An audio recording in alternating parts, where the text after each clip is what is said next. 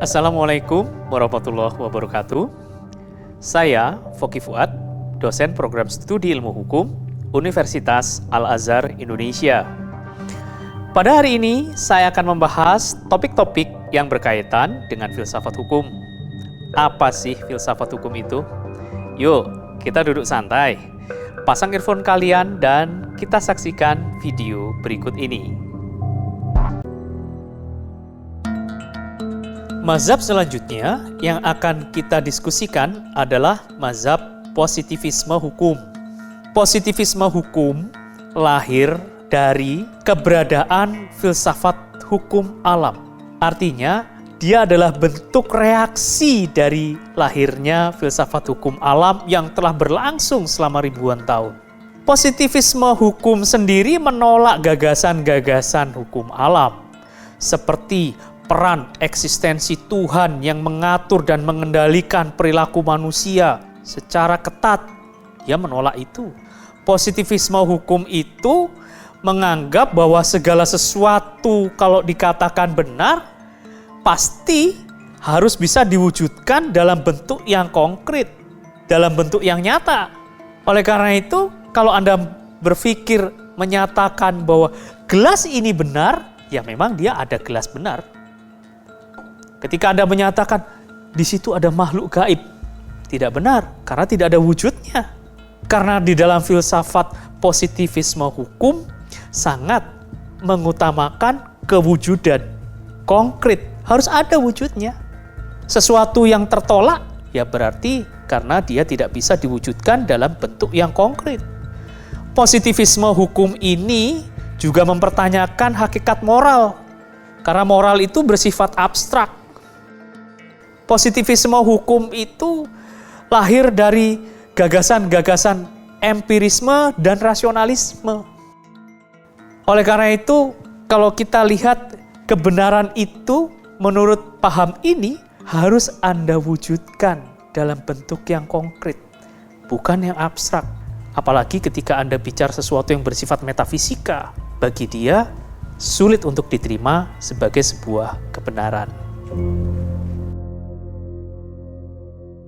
Mazhab positivisme hukum sangat berpandukan pada sesuatu yang bersifat konkret.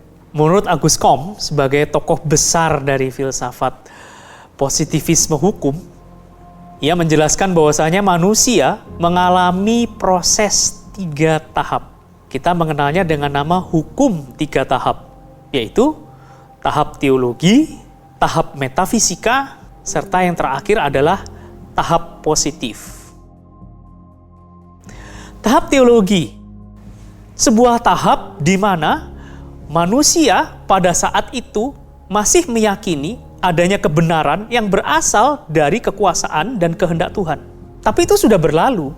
Kemudian manusia masuk kepada tahap berikutnya, yaitu tahap metafisika setelah dia meninggalkan tahap teologi. Di dalam tahap metafisika ini, manusia kemudian meyakini adanya sebuah kekuatan-kekuatan gaib.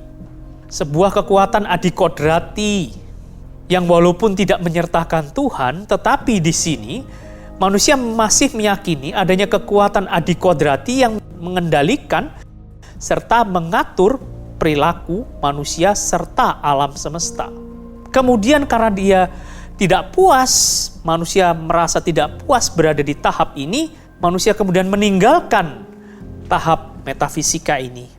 Manusia kemudian masuk fase terakhir yang disebut fase positif atau tahap positif. Di mana di dalam tahap positif ini, manusia mulai dengan tegas menyatakan segala sesuatu benar apabila ia dapat diwujudkan. Segala sesuatu dikatakan benar apabila dia mampu menolak segala sesuatu yang abstrak sifatnya.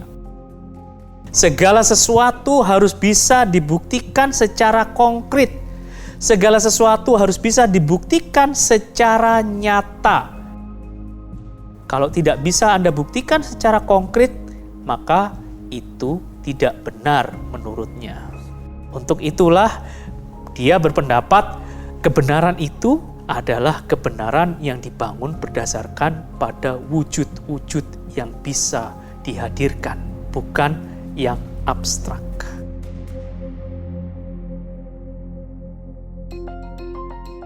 Di dalam mazhab positivisme hukum dinyatakan dalam bentuk yang konkret.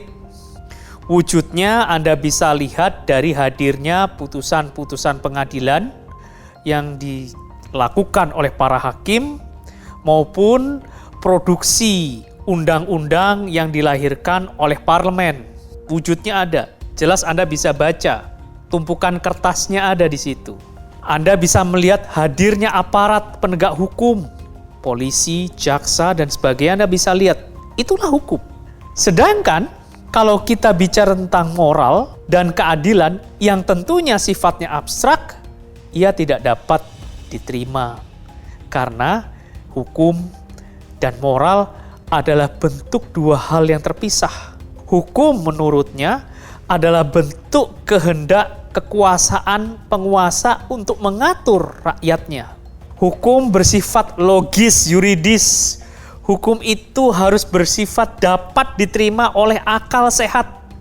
Tidak bicara hukum-hukum yang berupa kehendak Tuhan, karena sulit dinalar oleh akal. Hukum adalah produksi logika.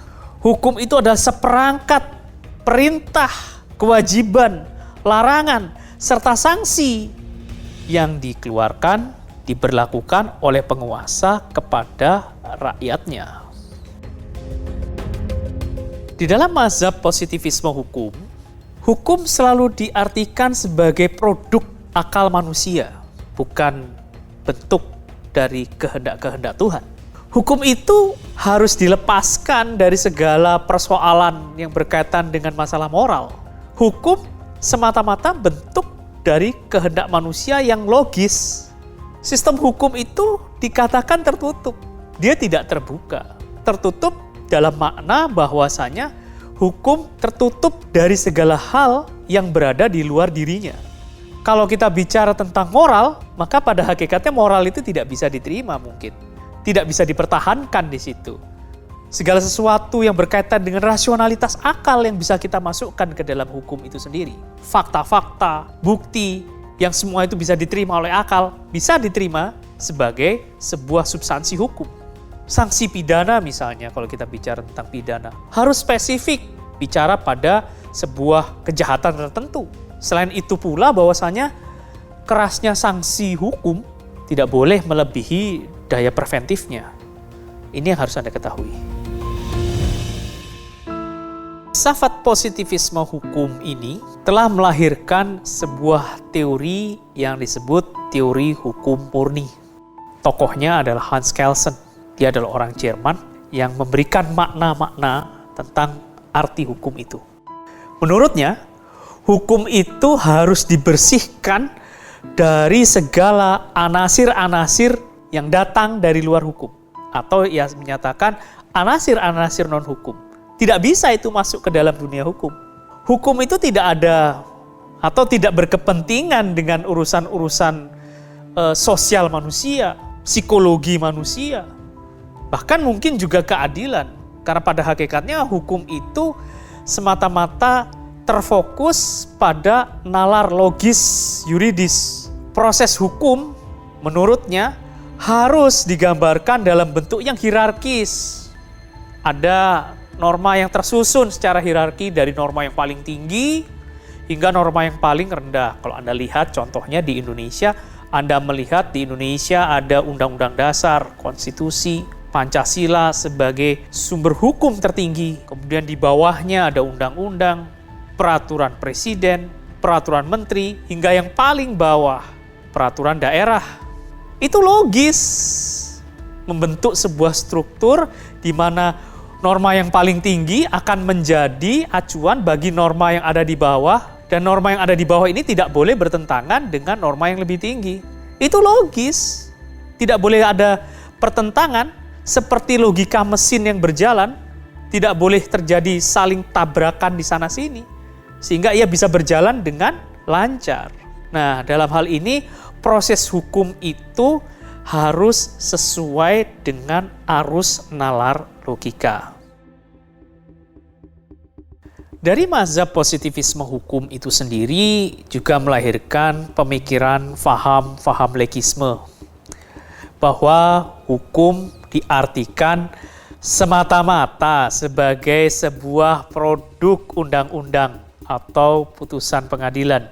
Di luar itu ia tidak dapat diterima sebagai hukum dan bukanlah hukum. Filsafat positivisme hukum itu memberikan dampak terhadap metodologi penelitian hukum. Metode penelitian hukum, khususnya metode penelitian hukum normatif atau metode penelitian hukum dogmatis, lahir dari pengaruh kuat munculnya mazhab positivisme hukum ini. Karena cara berpikir para ahli hukum yang dipengaruhi oleh gagasan positivisme hukum ini itu begitu sangat positivis di sini, melihat segala sesuatu harus berwujud, undang-undang dan putusan pengadilan, maka dampaknya terhadap metode penelitian hukum hanya terfokus pada dua hal tadi, yaitu fokus pada undang-undang dan fokus pada putusan-putusan pengadilan. Atau kita biasa menyebutnya sebagai law on books. Sebuah kajian penelitian yang mengkaji pada sebuah skrip naskah perundang-undangan dan putusan-putusan pengadilan. Peneliti tidak melihat adanya hukum yang bekerja di luar itu semua. Peneliti tidak mengkaji bagaimana hukum itu bergerak dan bekerja di masyarakat. Semuanya fokus pada dua hal yang berwujud konkret, yaitu undang-undang dan putusan pengadilan.